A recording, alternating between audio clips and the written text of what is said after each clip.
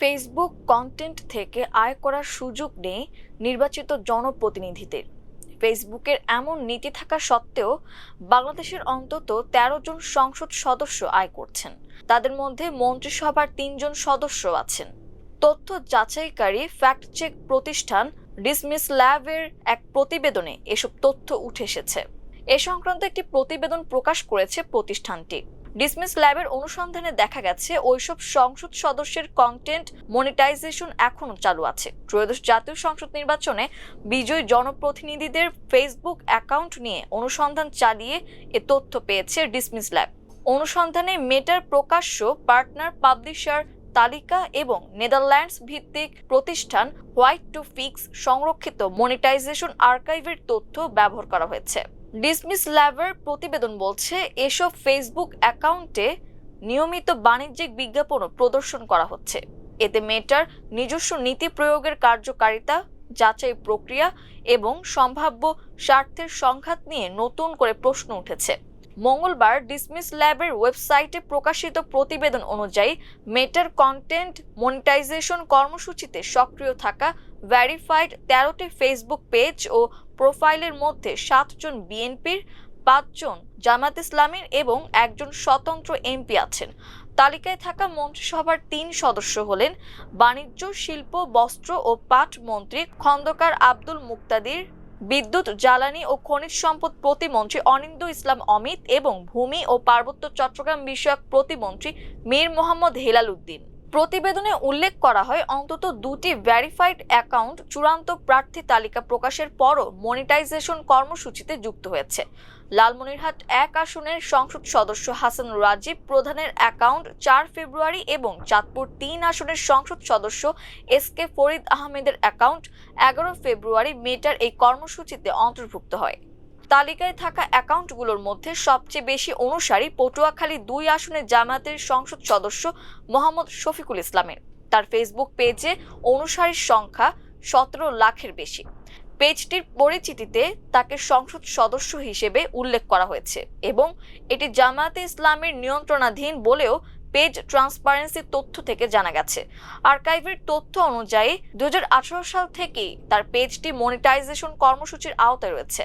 এ বিষয়ে শফিকুল ইসলাম ডিসমিস ল্যাবকে বলেন, তার আইটি টিম পেজটি পরিচালনা করে। তার জানা মতে ফেসবুক থেকে তিনি কোথাও আয় করেন না, তবে তিনি মনে করেন রাজনীতিবিদদেরও মনিটাইজেশনের সুযোগ থাকা উচিত। প্রতিবেদনে বিশেষভাবে কুমিল্লা ৪ আসনের সংসদ সদস্য ও জাতীয় নাগরিক পার্টি এনসিপির নেতা হাসনাত আব্দুল্লাহর বিষয়টি উঠে এসেছে। হোয়াইট টু ফিক্স এর তথ্য অনুযায়ী তার ভেরিফাইড অ্যাকাউন্টটি ৭ ফেব্রুয়ারি মেটার মনিটাইজেশন কর্মসূচিতে যুক্ত হয় এবং ৫ এপ্রিল তার তালিকা থেকে বাদ দেওয়া হয়। অনুসন্ধানে আরও ২২টি আনভেরিফাইড ফেসবুক অ্যাকাউন্ট পাওয়া গেছে, যেগুলো বিভিন্ন সংসদ সদস্য ও মন্ত্রীর নামে পরিচালিত হচ্ছে এবং মেটার মনিটাইজেশন তালিকায় রয়েছে। এর মধ্যে ১০টি অ্যাকাউন্ট নির্বাচনী প্রচার প্রচারণায় রাজনৈতিক বিজ্ঞাপনও চালিয়েছে, কিন্তু অ্যাকাউন্ট নির্বাচনের পর মনিটাইজেশন কর্মসূচিতে যুক্ত হয়েছে। হোয়াইট টু ফিক্স এর আর্কাইভ অনুসারে হাসনাত আব্দুল্লাহর ভেরিফাইড ফেসবুক অ্যাকাউন্টটি গত ৭ ফেব্রুয়ারি মেটার কন্টেন্ট মনিটাইজেশন প্রোগ্রামে যুক্ত হয়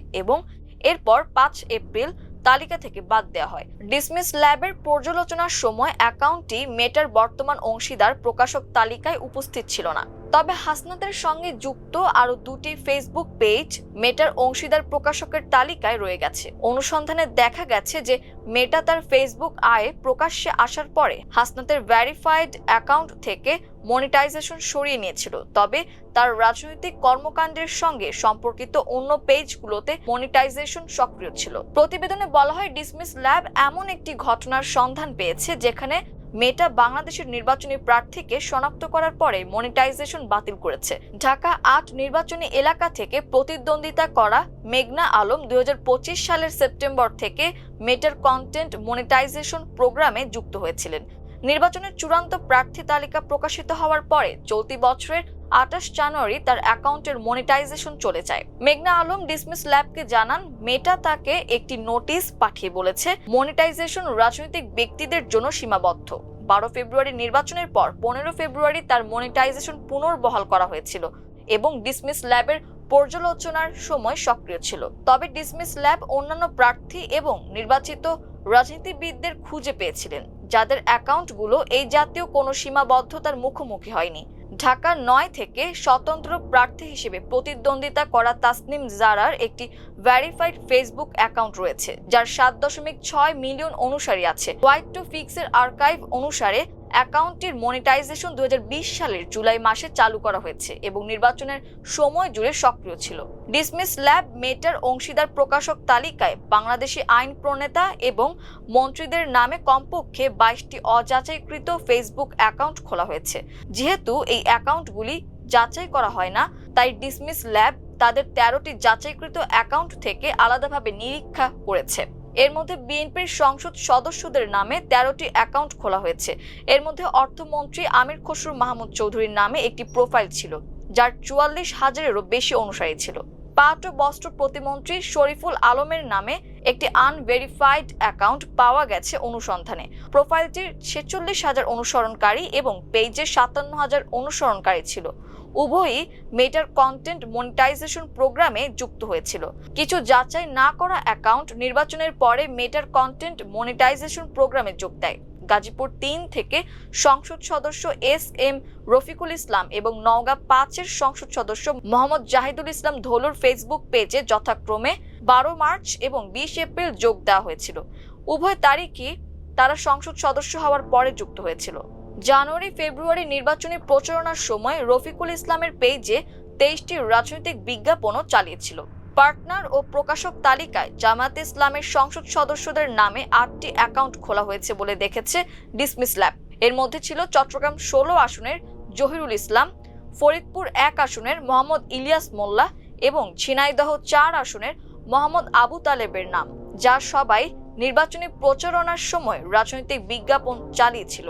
কুষ্টিয়া 3 আসনের মুফতি আমির হামজার নামে আরেকটি অ্যাকাউন্টের 8 লাখেরও বেশি অনুসারী ছিল।